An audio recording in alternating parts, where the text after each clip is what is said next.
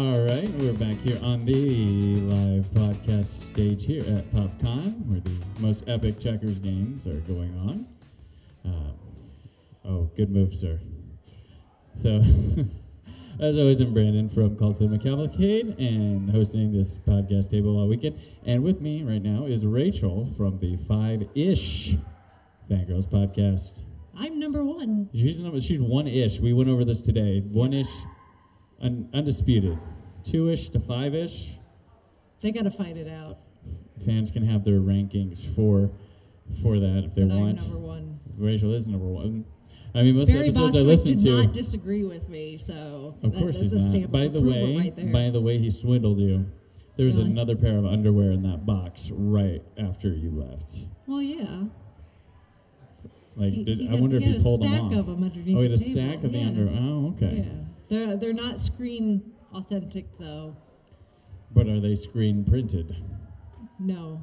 They're hand printed. Are they worn? No. Oh. Although he did handle them when signing them, so his DNA is still on them. Just not his crotch DNA.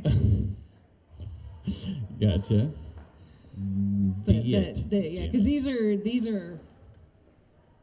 I have them in my bag. Oh. They're Fruit of the Loom. I asked him if they were Fruit of the Loom. No doubt they are He wore Fruit. Rocky Horror. No, apparently he did not remember what brand they were, but apparently they were jockeys. Okay.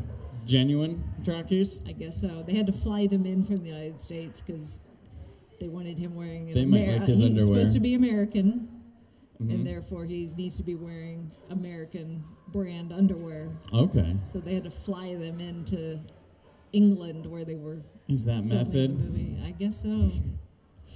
Well, Awesome. the costume person, I'm sure, was, from Gotcha. what I understand, she was very particular about some things, and then others not so much. They must be Fruit of the Loom. Yeah. Apparently, she didn't know a whole lot about American clothing. She'd never actually been to the U.S. So What are these pants you talk of? Yeah, all she knew about American clothing is what she'd seen on. They in like pictures baseball and stuff, caps. so They like baseball caps. they're called Y fronts. Y fronts. The tidy whities in the UK. They don't call them tidy whities? No, What about boxer briefs? Do they still call them that? I don't know. They're usually just underwear. Men's underwear, at least, is referred to as pants. I don't know. I didn't wear them, Brandon. They're pants. I didn't wear them. So, what were you... This started as underwear. What we were talking about here is if you missed it this morning...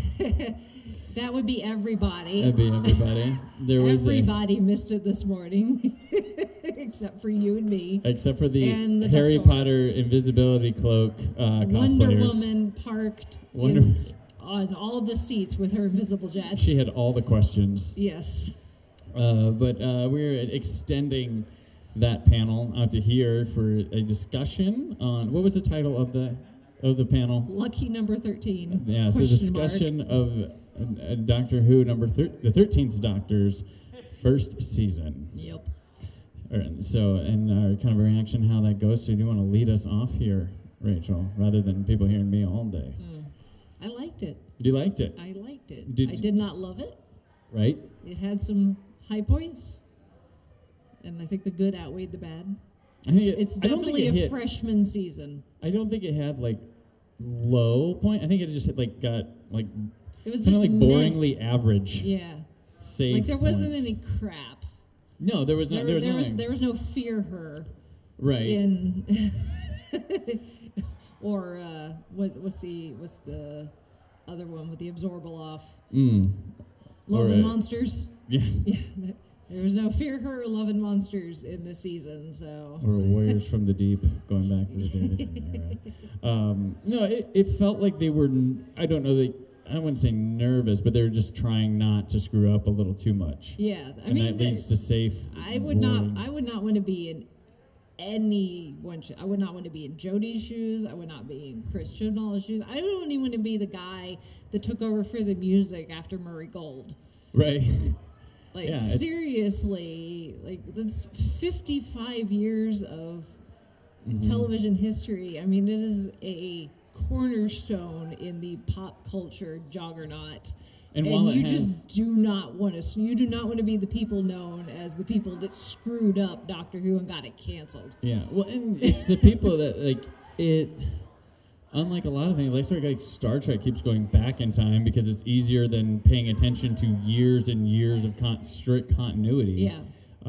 That's why it's always pretty, because I've gotten to a point where like, can we get past Voyager or no Star Trek Nemesis? I want to know what happens after. I don't start. It's like I love Kirk and them, but I'm cool. Like we can go on. But Doctor Who always there with. I mean, some continuity issues here and there, but that happens with 55 years. As long as it's not something stunningly bad. I'm or half incorrect. human on my mother's side. Yeah.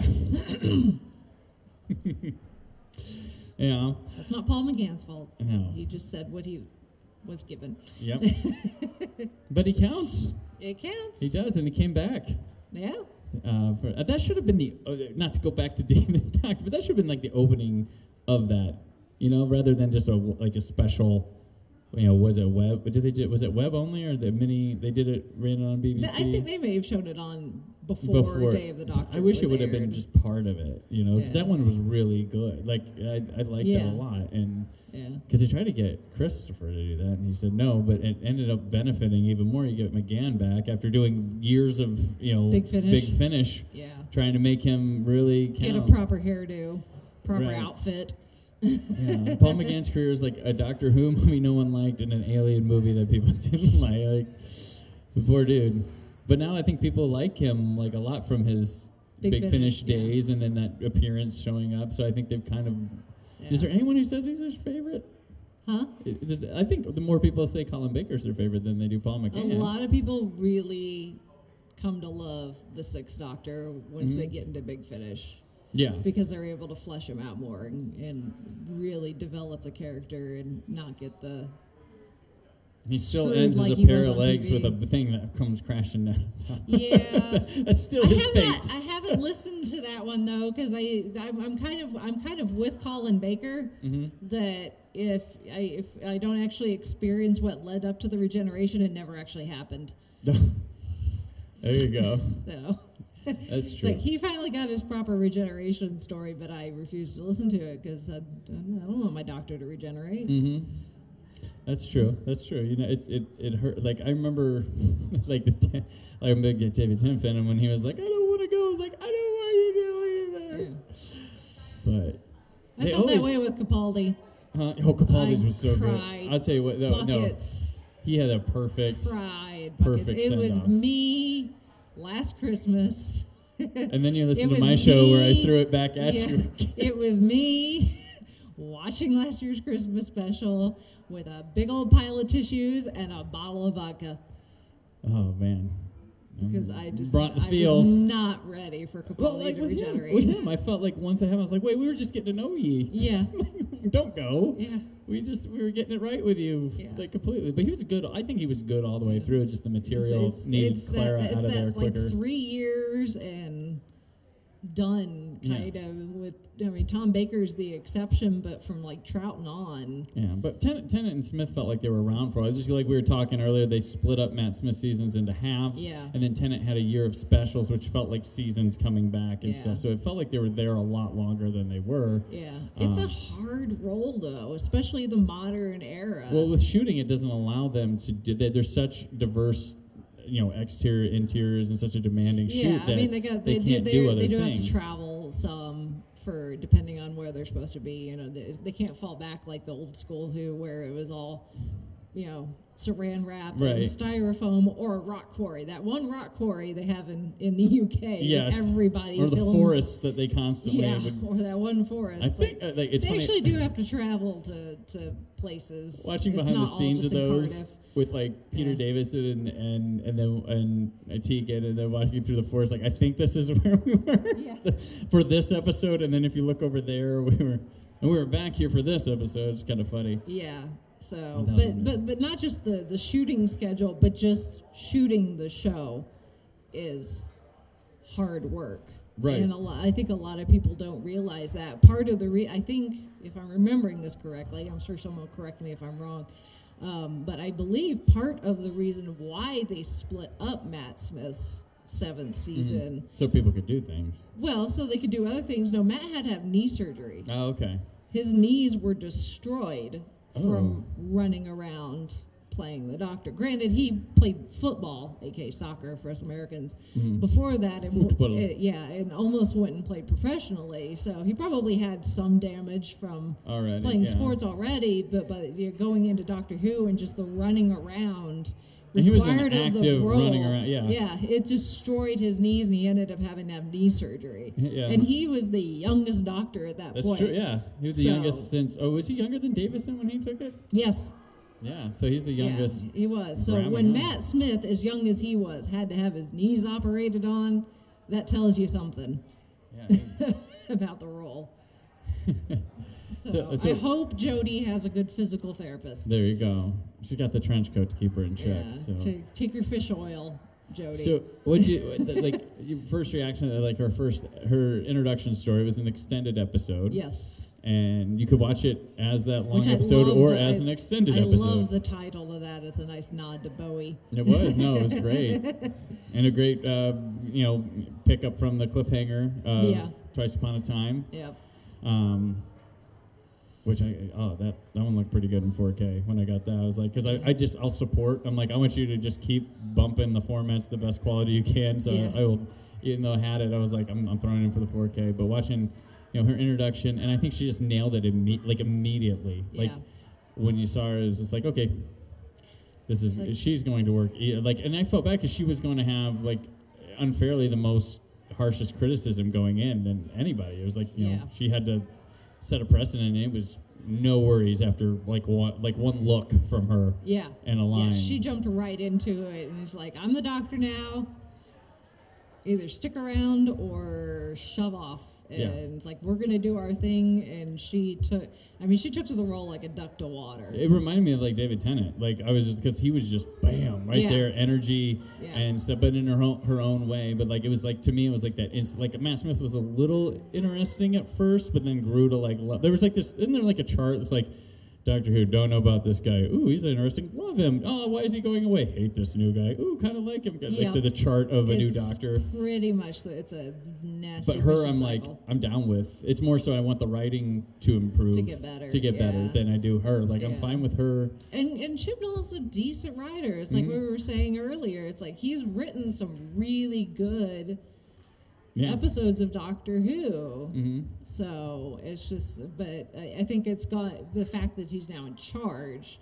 It's hard being the showrunner and someone who writes at the same time. Right. Because it's one thing if he was just on the writing staff and someone else was being the showrunner.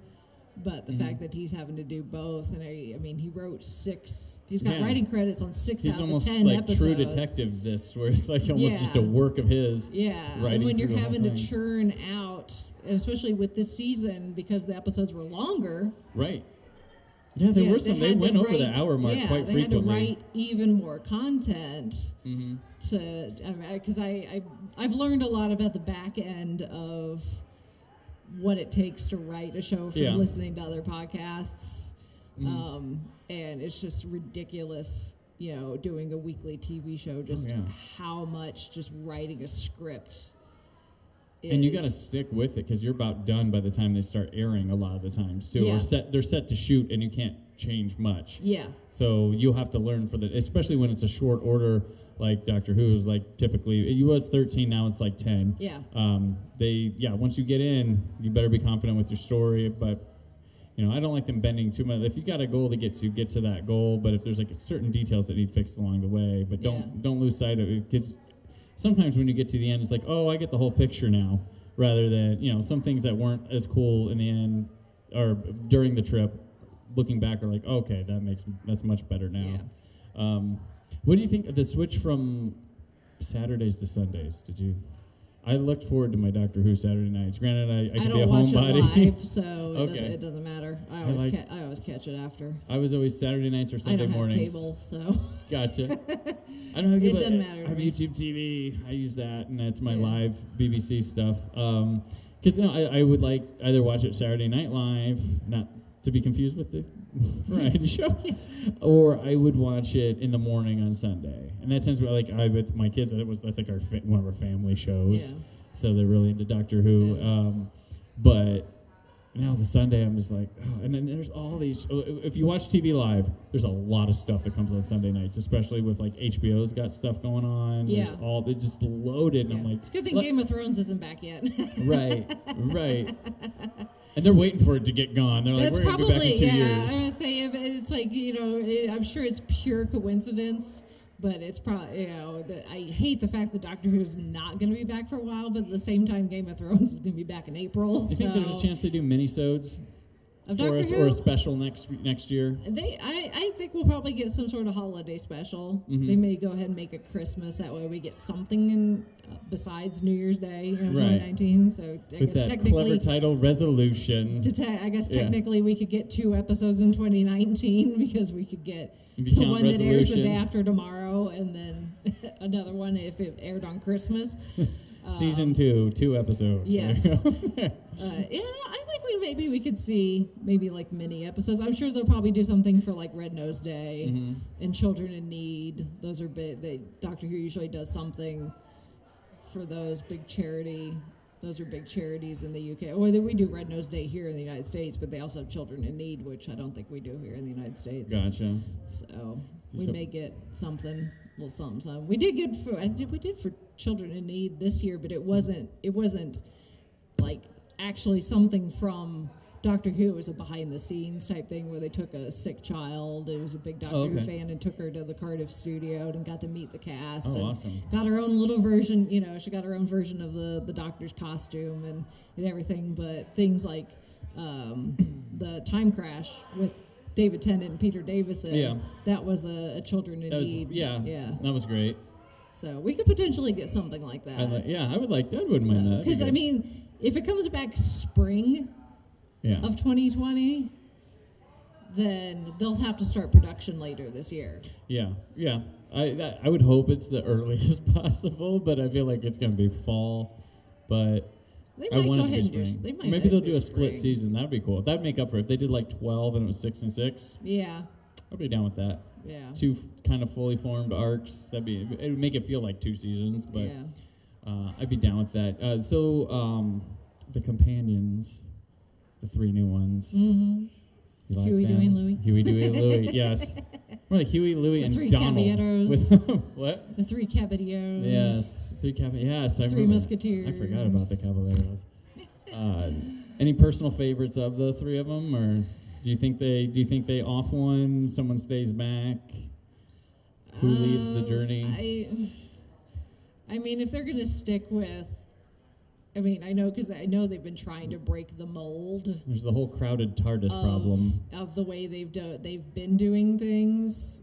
That's part of why this last season was probably just so weird, is because they were trying to not be repetitive. Where the season starts, it tends to be like the first episode, either the season premiere or the episode right after that is one that goes to the future, and then the episode after that tends to be historical, and then they do one in modern day from wherever that companion is from, and they tried to change up things with this season, but just with the way the character development, especially between Graham and Ryan, right.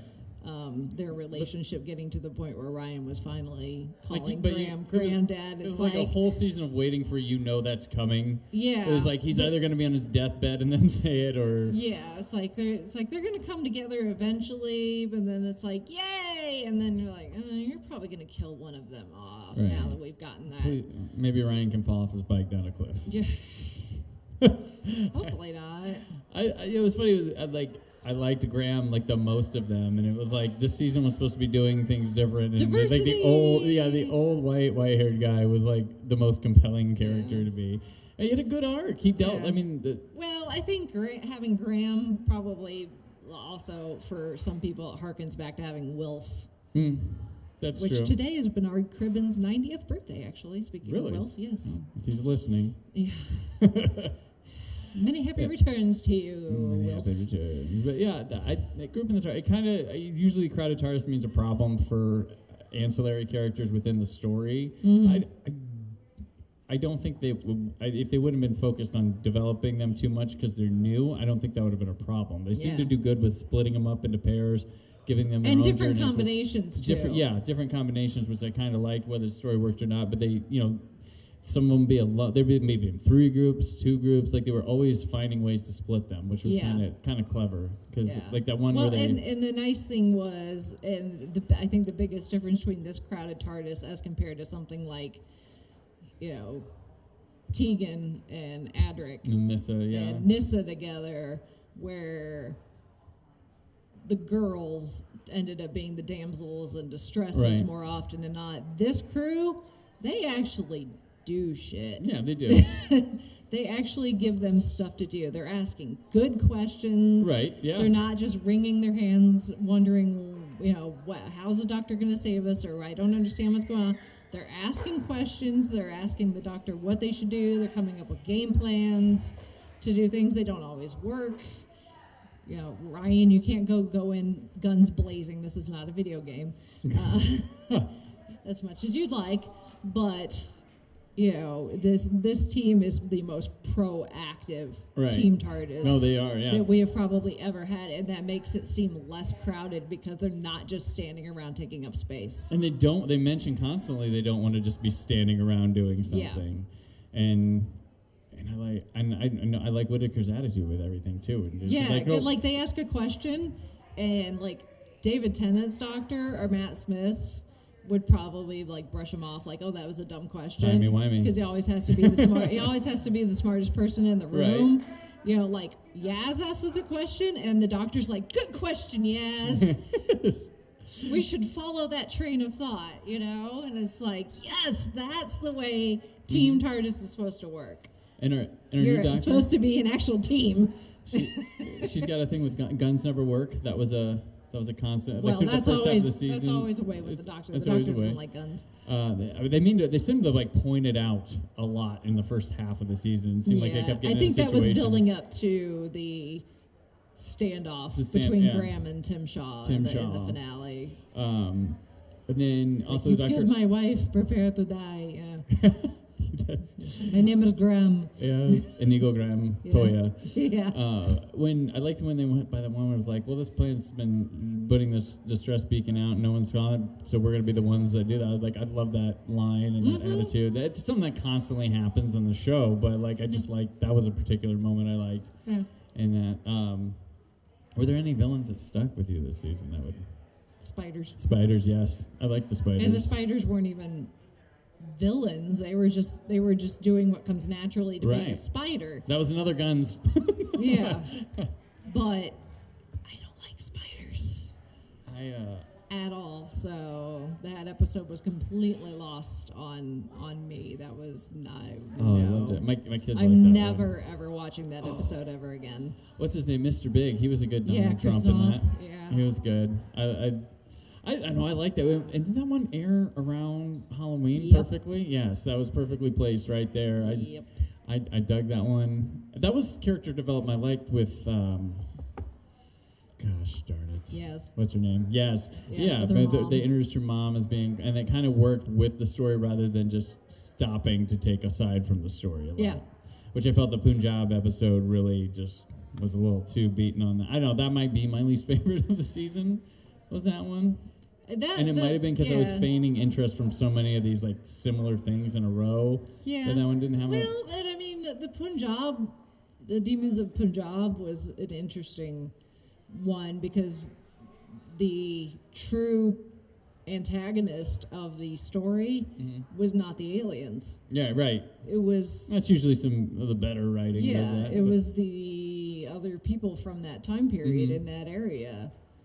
So the alien, it was kind of like the Christmas special where the aliens, they were not a threat. They were just observers. Right, yeah. And I do like, I'll point out that the creature designs and stuff were, no drop off. They were still really good. Yeah. They had some good looks that that's part of the reason why I did not like the Erectids in the UK. It's just the spiders looked really, really good as opposed to something like Planet of Spiders. You've had spiders in Doctor Who before. You go back to the third Doctor, but they're ridiculously they look like cheap Halloween decorations. I think I've found my revenge film. for called Cinema Cavalcade for you will be Kingdom of the Spiders, No. starring William Shatner. No. Oh yeah, it'll be the Oscar of Spiders movies. No. Oh man. No. So how do you watch Spider-Man? If you don't watch, He's not a spider. You just close your eyes every time he gets bitten by a spider in an origin story. Well, Yeah, they haven't done that with Tom Holland, That's so true. That's true. I That's don't true. have to worry about it. They do with Miles. They do with Morales. Yeah, it's a cartoon though. It's a cartoon. Oh, it's cartoons, but they're essentially cartoons in the Doctor Who episode. They're animated. Yeah, I know, but these But were it's very really good these were animation. very These were very realistic looking, even the ones the size of a Volkswagen bus. You can say no now, but I'm right. Kingdom of the Spiders, Rachel, William No. Shatner. No. Oh yeah. No. Oh boy. I have to get something in there. I have to get my revenge before I let you go on and pick another. I have to. But yeah, you and Tony Troxel love that you stuck it to us with Oscar. Did you think it was going to do that? I hate to go on the topic. No, but it's fine. did you think What? that Oscar was going to stick like that with us? No, I did not. You're like, let's just talk about this little movie with Stallone. It's And it like- became a. Yeah. I knew Colin wasn't going to like it right off the bat. I was surprised at myself that I was like that too. Though I showed things appreciation and pointed out things I thought they did well and how I thought it could work. So Yeah, I'm always yeah. I'm constructive. I don't just get grumps. Unless it was, what was it, Dracula 3000? You're like, I'm trying to find an episode where you get angry. Yeah. Which one got you angry? It's like Colin tends to get ticked off way easier Oh, yeah. than you. He takes it very personal. He takes it very personal. Oh. I did not know if it was gonna stick like that, and you know, all the months that I've been begging to come on Cult Cinema Cavalcade. Yes. Hey, since we have the 13th Doctor walking by out here, if she pays attention to us with her sonic screwdriver grabbing her bag, I just want to know if she has a favorite episode from this previous season. Well, we're talking about Doctor Who for an hour. She's not listening. Yeah. By the way, it spells dud on the other side, if you want a hint. And somebody has an E. Dude. I don't like that. The dude must abide. The dude must abide. I'm the dude. For $3, I'll give you 3 letters. No, they don't even know. We did call play-by-play on a checkers game. They weren't paying attention for the longest time and then realized what we were doing. Okay, so back to It's back to Doctor Who. back to Doctor Who. The sonic screwdriver. Did you like the new design? Yeah. Way different than what we'd been evolving It's from. because it's handmade. Because the TARDIS It's not didn't make something it. when you're like just a female doctor. It's like you weren't expecting like that. Well, look. It yeah, feels I wasn't expecting to be so gritty, phallic rough. Yeah, looking. Gotcha. Especially considering it's a female doctor. Mhm. I'm sure there's probably some very disturbing fan fiction out there. Oh, jeez. Stay off the that porn part of the- parodies are Yeah. probably But like, not on yes. not on Tumblr anymore. They don't allow that stuff anymore. Gotcha.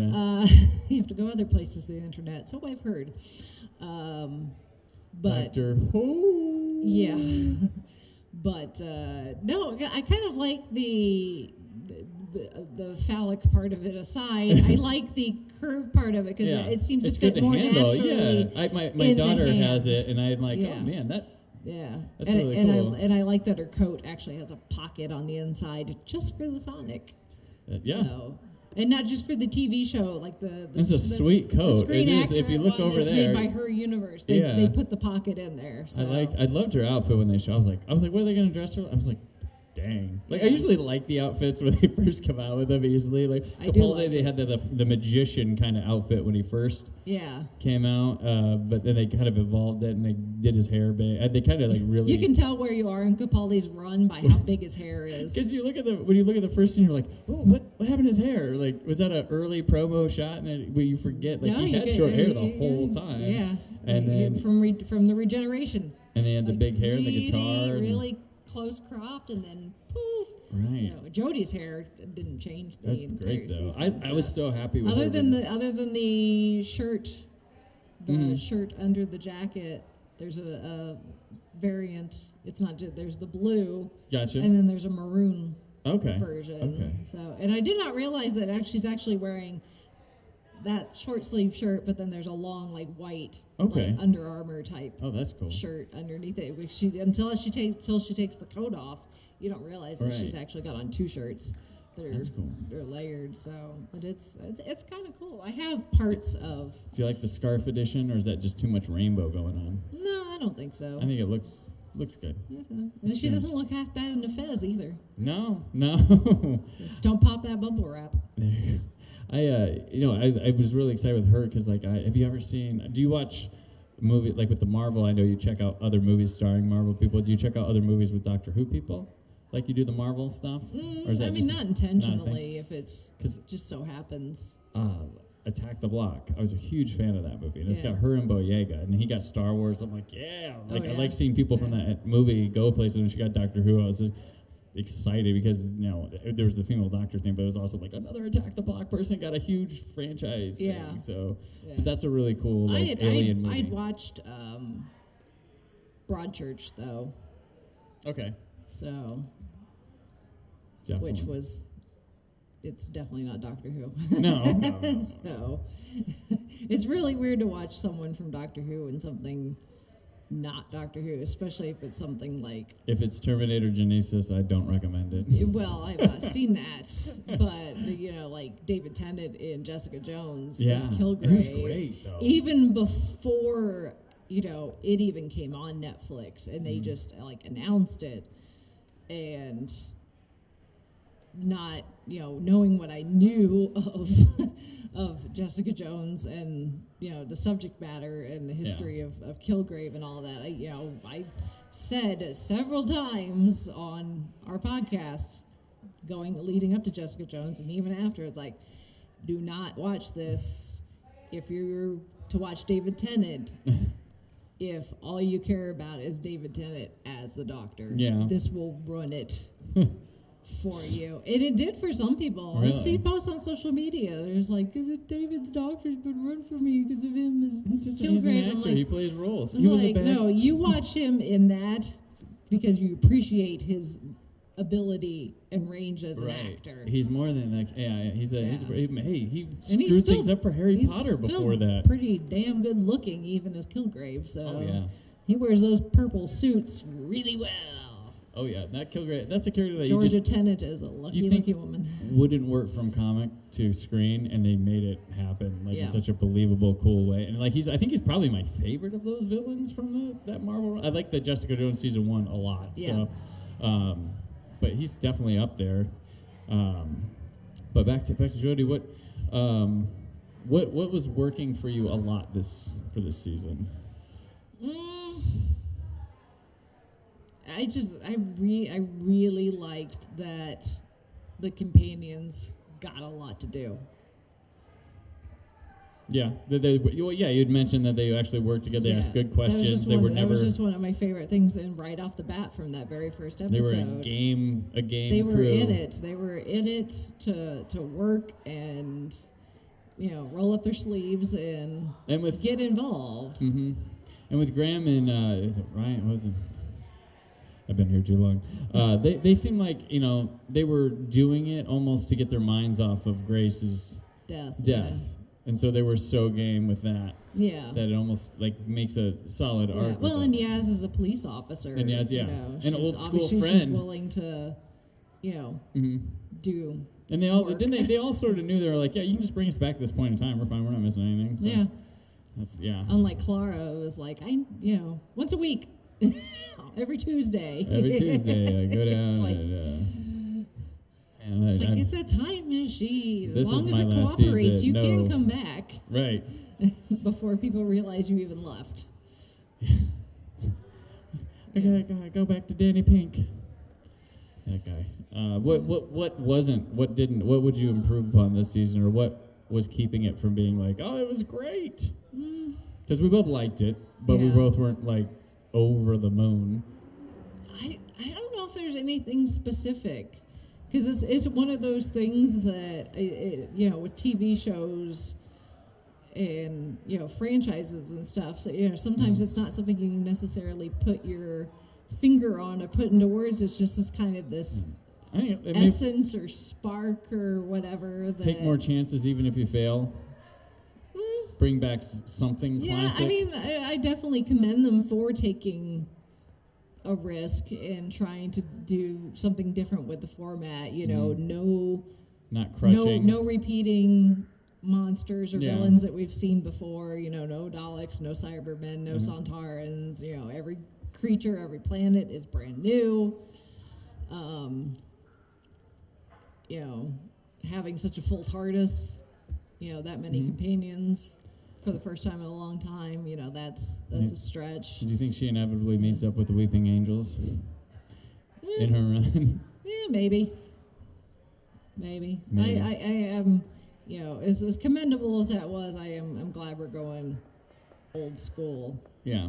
For New Year's. Yes. So. Yeah. I mean, I don't want them to like crutch on it, but I wanted to I like seeing new story. Like, how far can they pull these like 50-plus-year-old villains that they could just get new stuff, fresh take? Like, I liked when Clara was introduced. I thought that was a really cool episode to introduce her in. Yeah, and they've made some nice nods to previous. Yeah, there's been not just classic Who.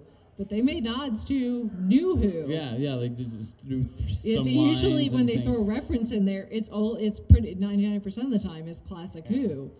But the fact that they put in so many references to but now we're gonna go to like Who. year 12 of this. So this series has been around 12 years now. So that's does it get to 20? It's that viewership's still pretty much there, and the critical reception of the season was very high. No, be 14.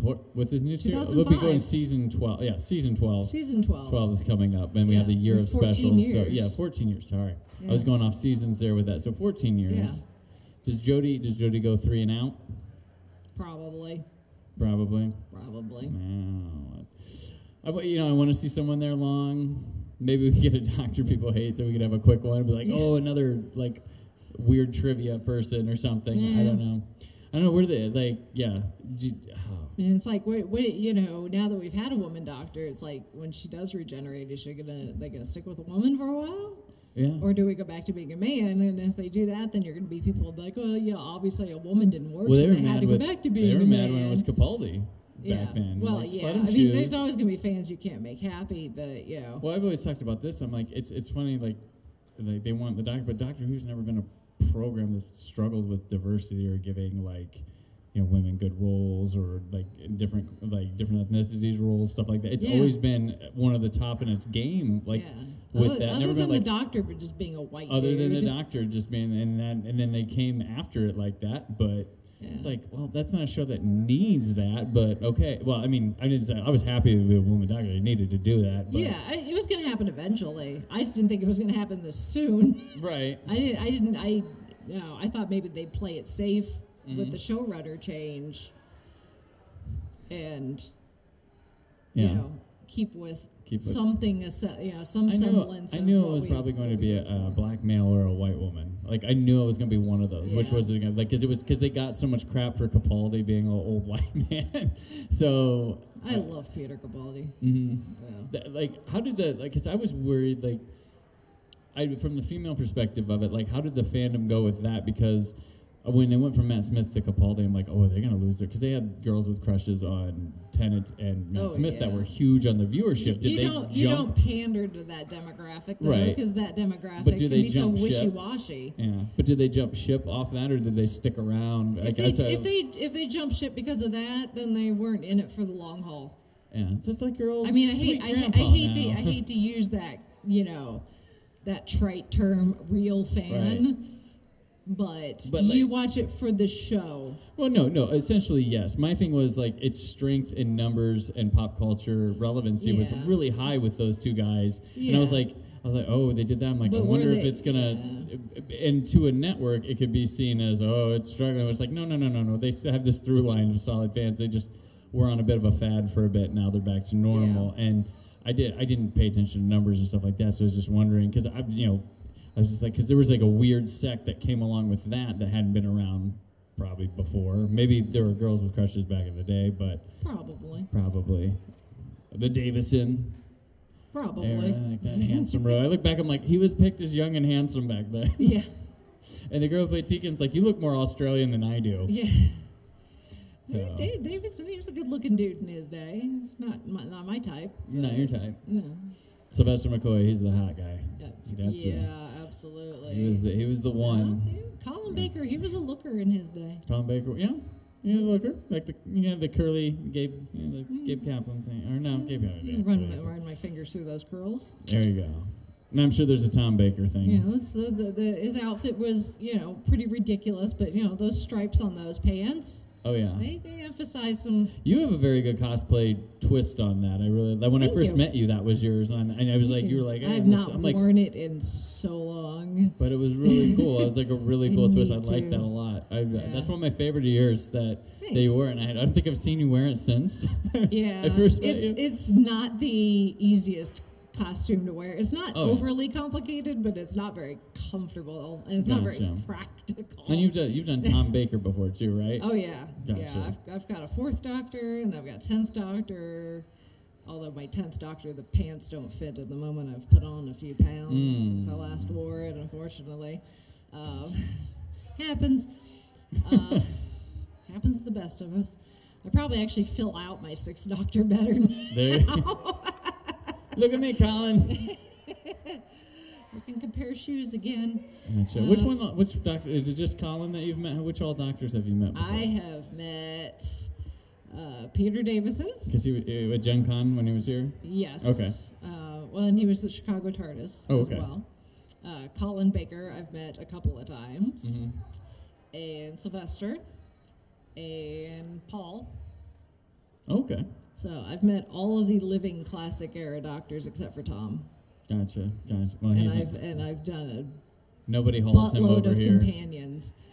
Yeah. Way more companions, because the one year I went to Chicago TARDIS because it was the 50th anniversary year. Okay. So they were really playing it up. So they had Peter Davison, Colin Baker, and Paul McGann. Mm-hmm. All there, which was quite fun to watch the 5-ish Doctors reboot, the mockumentary. Yes. We watched that with Peter Davison. Oh, nice. And then they had Fraser Hines, played Jamie, Nicola Bryant, played Perry, Louise Jameson, played Leela,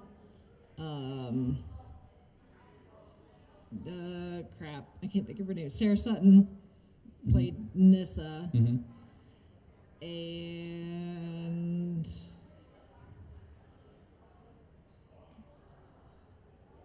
I think I'm missing one more.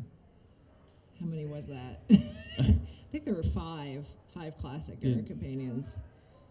Did Perry, Jamie. Did Leela come in full costume? Leela, did you get a picture? Nissa. Did she have picture ops in costume? Oh, and what's her face that played Grace in the TV movie? Oh. With Paul McGann. I can look that up.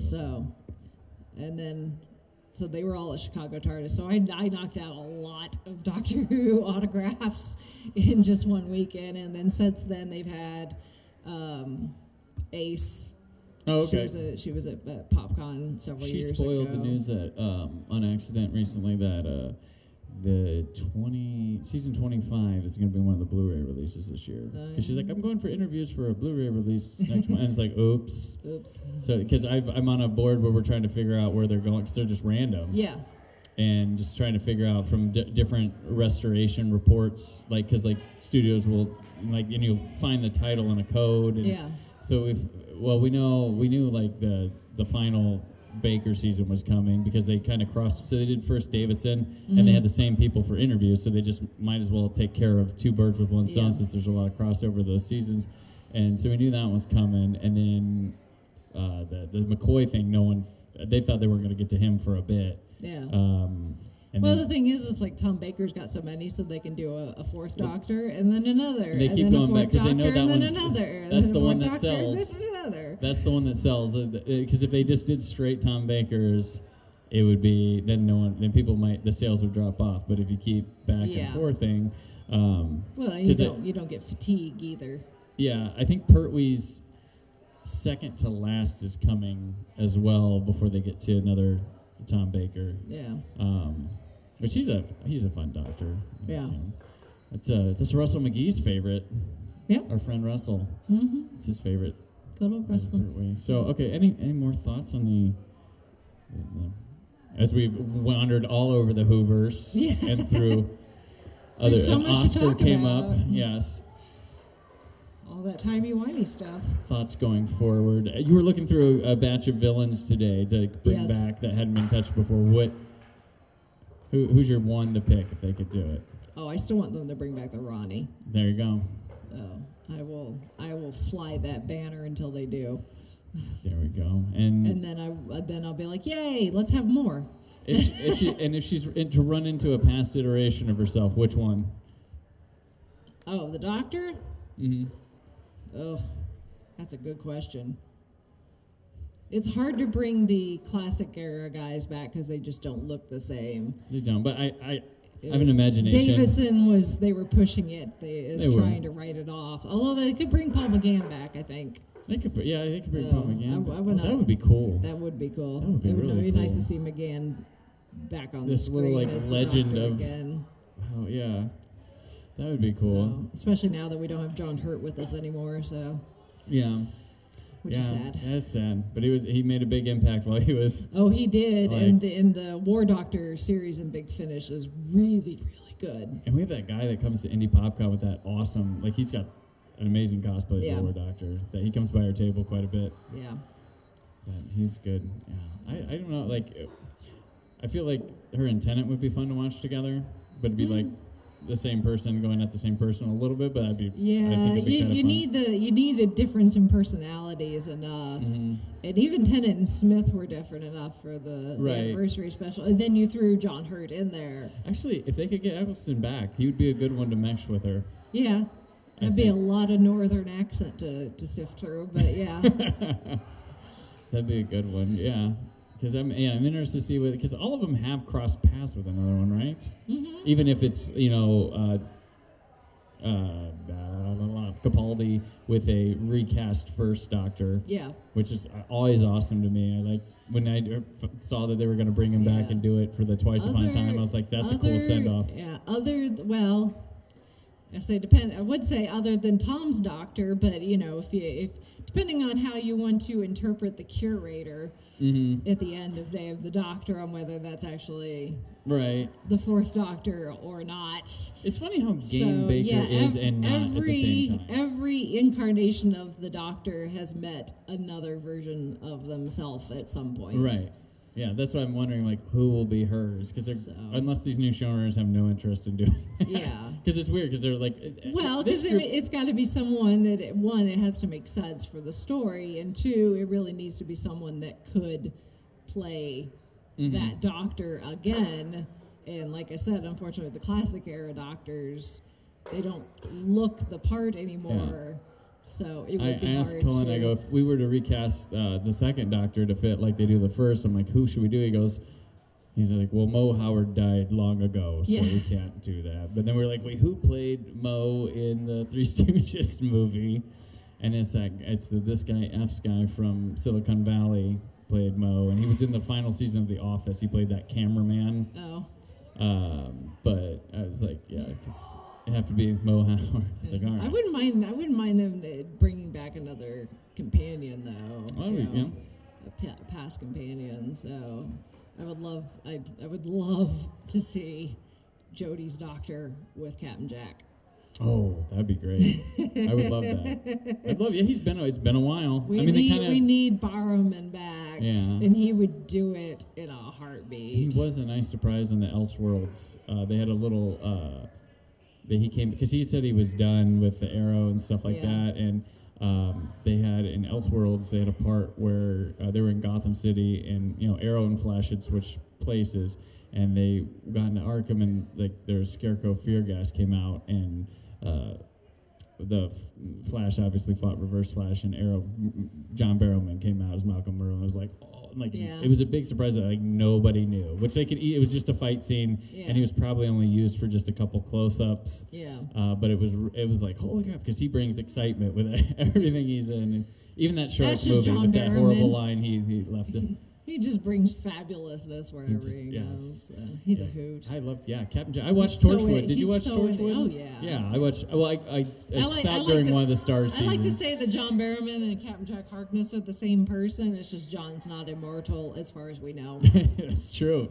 He ages very well. Oh, yes. I met him a couple of years ago and waiting in line, chatting with the other fans, and every now and then he'd yell at to us, and he had the time he had fans were bringing in packages of Tim Tams, so he'd take a package and pass them to the line. He'd be like, "Hey, help yourself!" So I'm standing there waiting, seeing him, sign autographs and take selfies and stuff, and I'm like, he's a good-looking man. I'm like, he's not my type, and I'm not his type either because I'm a girl. But that's right. He's a good-looking man. He's always reminded me, I've always thought he looks like a bigger and relaxed Tom Cruise. He's got, because Tom Cruise always has the edge, but he's without that, a little more fun, easygoing. But he's got that Tom Cruise with the good type of crazy. Yes. And they both like men, so there's... This one's more willing to admit it than the other. Yeah, one keeps his PR good. All right. Well, that's our time we got here. That's been great. Yep. If you wanted a hard focus on that season, we gave it pretty much. If you edited it down, we talked pretty good about that season. Yeah, it's the thing with Doctor Who. It's just it's that wibbly wobbly timey wimey. So you end up taking threads and going. Yeah, it's able to. That's the fun of the universe. Other directions. That's the fun of it. You just never know where you're going to end up. We talk about William Shatner and spiders through it too. That's as far as that conversation's going to go. It's on my dangle. No. What if I do a movie that has a surprise spider scene and you don't know it? As long as it's only one. What about arachnophobia? Oh. John Goodman, he's great at it. No. Oh, man. So Jeff Daniels shoots a spider with a nail gun. It's this action shot where he's like, it's pretty awesome. But yeah, so okay, thank you, Rachel. Rachel, tell about Five-ish Fangirls and where people can find that stuff. If they're writing it down, hey, if they got letters over there, they can put it. I don't know if they got that. That'd be a quadruple. I don't know. Score. I don't know why anybody might do that. I don't know. Anyways. The Five-ish-fangirls.com. That's where you can find everything. So excellent. I appreciate it. And we got the panel off. People heard it this time. Yes, whether they wanted to or not. They missed the good stuff, though. We'd save that for the morning exclusive stuff. You mean our 2-minute conversation with Carl? Yes. About Doctor Who. He's like, I didn't hate it, but... He kind of did. The way he writes, you'd think he was... He's like, I didn't hate it. Well, your Facebook post said it was. You're a different person with that.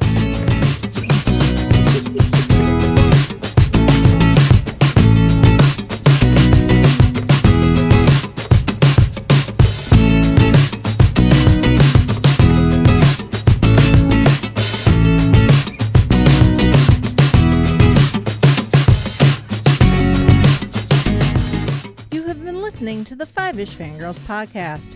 You can find more episodes and information at thefiveishfangirls.com. Any and all books, movies, games, and any other forms of media mentioned are owned and operated by the respective copyright holders. No copyright infringement is intended or implied. If you wish to support the show, the easiest way is to leave us a rating and review on iTunes. More ratings and reviews will make it easier for others to find the show. If you wish to support us monetarily, you can do so at patreon.com/5ishfangirlspodcast. All money goes towards fees and equipment to keep the show going. For official Five-ish Fangirls merchandise, visit redbubble.com/people/5ishfangirls. We love hearing from our listeners and encourage feedback. You can email us at fiveishfangirls@gmail.com. You can also like and follow us on Facebook at facebook.com/5ishfangirls. Thank you so much for listening, and may the squee be with you.